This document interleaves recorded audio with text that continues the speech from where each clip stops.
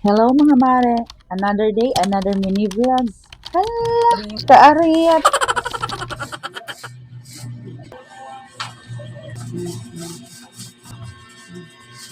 So for today's video, mag-anam-anam tagpanghawan ko para masugdan nato atong trabaho. Ang mga plato day kaganiha, gipanaog na nako daan sa kong anak wal na nga nag-CR ko. Dugay na kayo nako ni siya gustong sugdan kay para lagi mahayag-hayag ng among kusina kay ngit-ngiton diri nga part.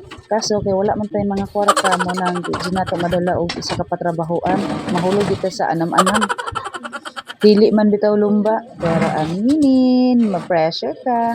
Labi na kagabalo kag usa problema dira napita magsige ito gunahon og unsaon pagpaagi nga masulbad na siya og masolusyonan. Labi na kung naghatag sa imo og kahasol. Imo ginampangitaan og paagi. Ang problema nako diri sa lababo is gasunok lang gyapon ang tubig. Siguro kay wala pa magud na finishingan ang sa likod nga part mo unang mulahos lang gyud gyapon siya. Bisan og gibutangan na mo og Sahara. Okay lagi kay wala pa man pud tay budget pang finishing sa likod mo unang nag-research lang sad ko sa YouTube University ug unsay angay na kong buhaton ani. Sa sige nako og tan-aw sa YouTube no mao ni ako nakita ug gusto nako siya i-try. Napalit ako sa City Hardware, 99 pesos. Set na ni sila.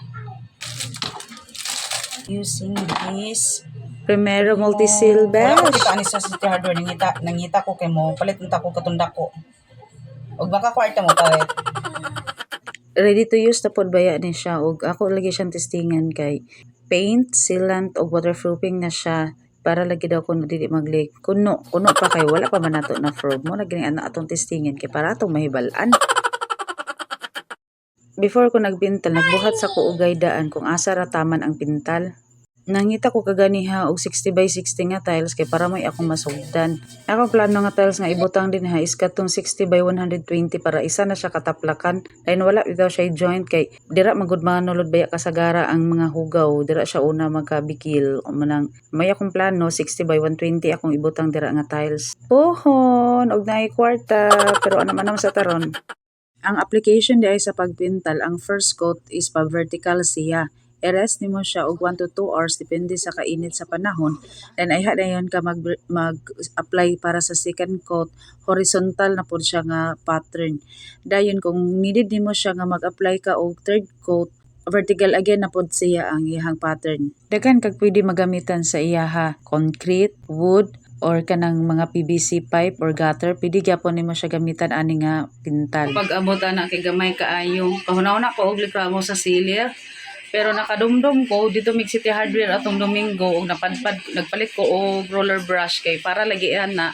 Kita ko kung nabay available ana niya sa City Hardware kaning Primo Multi-Seal. Kay 3-in-1 na lagi daw na siya. Gusto na ko siya i-try diri sa mong dingding kung mag-work ba.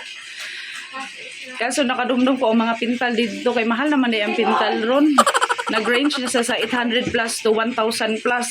Ngayon ko kung na siya 360, mawagid siguro na ihang price. Ang tuod man kay naka-rest naman siya og isa ka oras kapin. Ako na dayon siyang gi-applyan para second coat kay excited pud lagi tag mahuman atong trabaho di ato na yung gisugdan ang second coat. Kay 600 grams raman lagi ang akong gi-order so gamay ra gyud pud ang akong napintalan.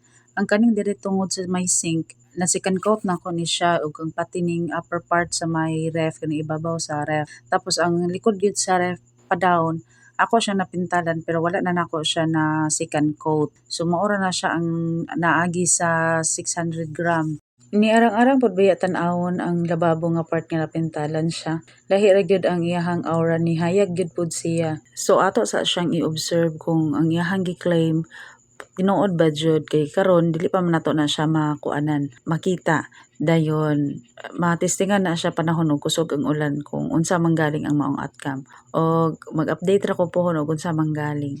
Okay, naa pa man ni klase ang duha ka bata mo nang igo na lang nako gilimpyuhan ang likod sa ref then gibalik nako og plaster ang ref tapos si ate na lang dayon ang nagtiwas. Oh, thank you for watching. See you on my next mini vlog. Good night.